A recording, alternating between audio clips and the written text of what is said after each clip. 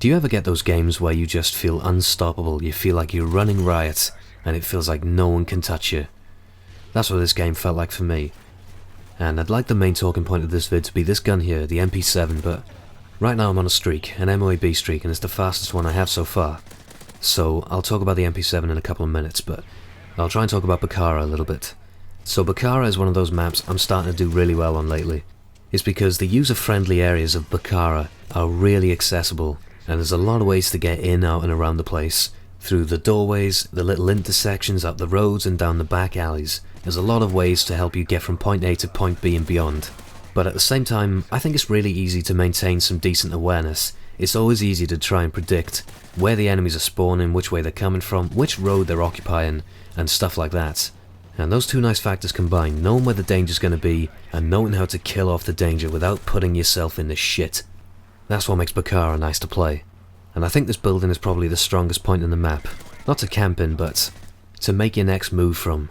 It's nice to come in here, gather your thoughts, kill off a few from the balcony, and then move on to the next point. This building's a really good starting point to get you moving into the next area of the map. It has 3 ways in and out, and it can lead you out towards the helicopter, out towards this B road, or get you started going up towards C. And whichever doorway you decide to leave through, there's immediate cover from all of them, so once you've left the building, you know you can start progressing up through all the SMG friendly areas. So here's an example. I can see the spawn up by B, so I'm going to go left and not go there because that's a death trap. Instead go left. This is a lot more close quarters and more friendly to my SMG. Now I can see B from a much safer place, but still don't go there yet because it's populated and it's still a death trap. But they are going towards C, so I can cut them off in an SMG friendly area. And with enough death trap dodging and sticking to all the good paths, the main part I wanted to try and avoid was that area in front of B, the really open bit next to the road. It is straight up a death trap. And I'm not saying avoid them full stop. I'm saying that area was crawling with red dots. It was clearly full of enemies. It's not worth taking the risk. If you know the area is clear and you need to pass through, by all means try it. But if you know there's bad guys there, just try and leave it and find another way around. You don't want to go there for gunfights because they're not SMG friendly.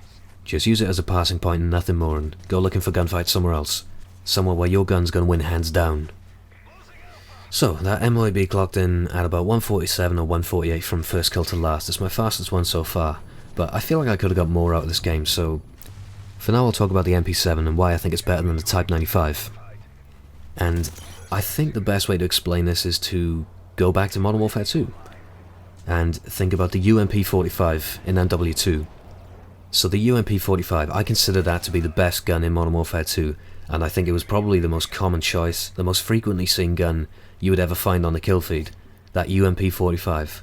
And that's ahead of the Intervention, which was really popular with all the snipers to quickscope with, and ahead of all the assault rifles, the FAMAS, the Scar-H, the TAR-21, etc, etc. That UMP really stood out. Why? I mean, while being pretty strong for a submachine gun, it was like, what, a 3-bullet kill across the map, the damage drop-off was very generous, and it handled pretty well. It was a fairly easy gun to shoot with and could get long-range kills, way above SMG standards. But the assault rifles were all still much, much easier to kill with, and we're talking, you know, FAMAS would one-bomb people at huge ranges, Scar-H, TAR-21, AK-47, M4A1, all these ACR, all these guns nailed people with ease at long ranges.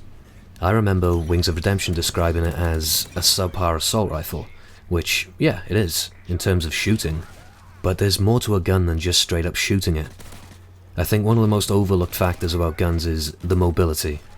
And I think with a playstyle like Wings where he plays defensively, I think it's easy to overlook mobility, and that's not a jab at Wings at all. He says himself, he prides himself on his consistent scores because of his playstyle, and he's described it himself as defensive, and it's clear for all to see, so I can understand why you might think of a UMP as a subpar assault rifle. But for someone who wants to dart around the map at high speed, you can't really do that with a FAMAS in hand or an ACR. It's nowhere near as effective as doing it with a UMP.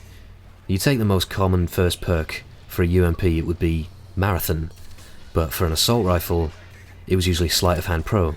And having that fast ADS from Sleight of Hand Pro was really important with assault rifles because they didn't aim down sight very fast.